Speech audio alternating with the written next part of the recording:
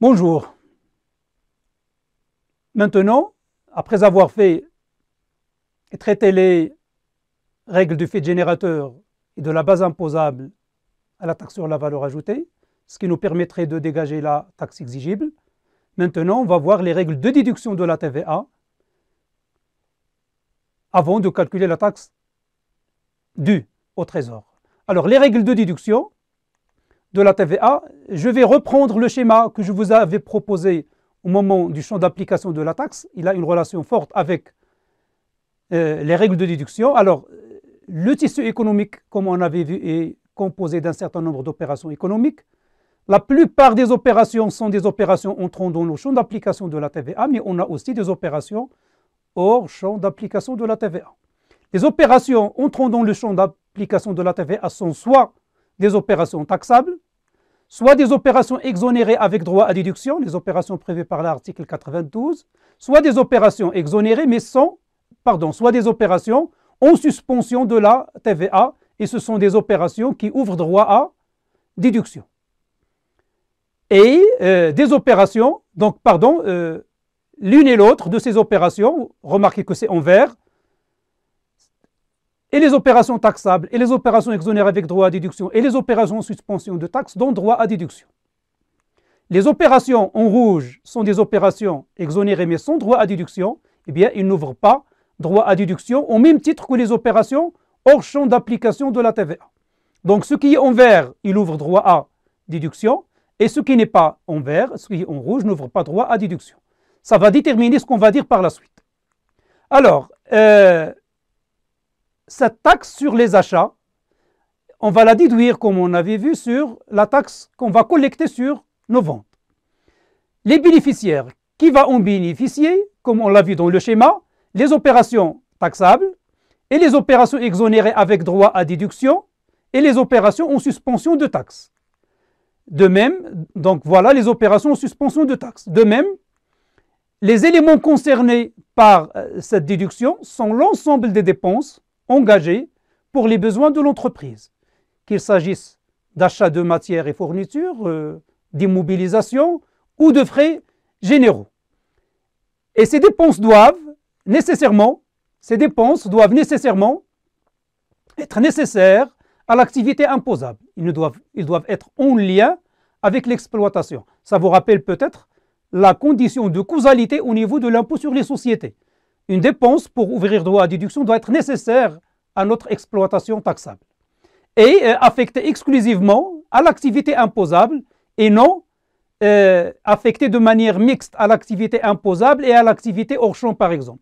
La dépense doit être affectée exclusivement, j'insiste, à l'activité imposable. Les opérations réalisées grâce à ces dépenses doivent être productrices de TVA, doivent être imposables. La charge que j'engage doit concourir à une opération qui crée une TVA pour le Trésor. La dépense doit être productrice de TVA en aval. L'exercice du droit à déduction. Alors, pour être déductible, la TVA doit être d'abord payée. C'est normal. Je ne peux déduire une TVA que si je l'avais payée à mon fournisseur. Et la TVA doit être apparente. Ça veut dire quoi apparente? Ça veut dire qu'il doit être mentionné de manière claire, sans équivoque, sur un document justificatif, soit la facture, contrat, quittance de douane, etc.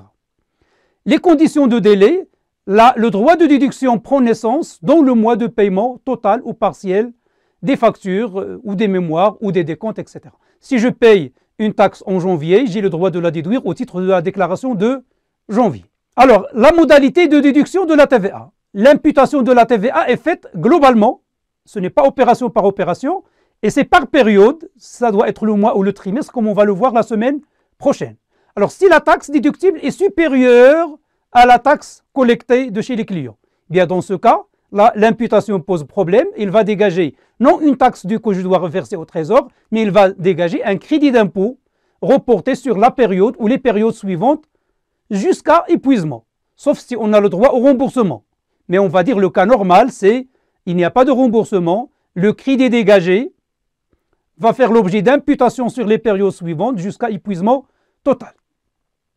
Alors, les limitations du droit à déduction, on ne va pas pouvoir déduire tout ce qu'on voudra, il y a des règles. Alors d'abord, il y a des exclusions générales. Tout à l'heure, on va parler d'exclusion express. Alors, exclusion générale, on ne va pas pouvoir déduire la TVA sur les dépenses engagées dans l'intérêt des tiers ou du personnel ou des associés ou des dirigeants. On ne déduit que la TVA engagée pour les besoins de l'exploitation de l'entreprise.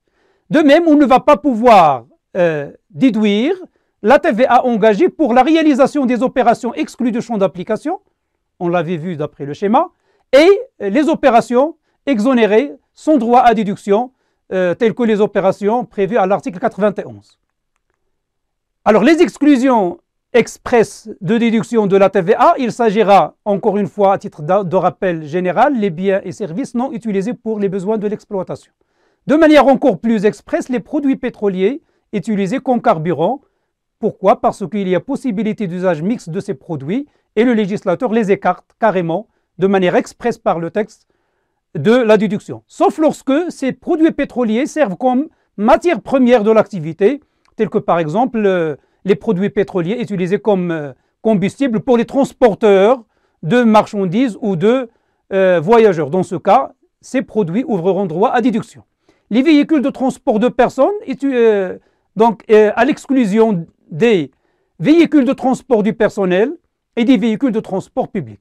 Si une entreprise achète une voiture de tourisme, la TVA sur cette voiture n'ouvre pas droit à déduction. Pourquoi? Parce que cette voiture, il va pouvoir être utilisée de manière mixte. Le week-end et les vacances, on va pouvoir les utiliser pour les affaires et les besoins personnels. Solution, le législateur exclut cette voiture du droit à déduction.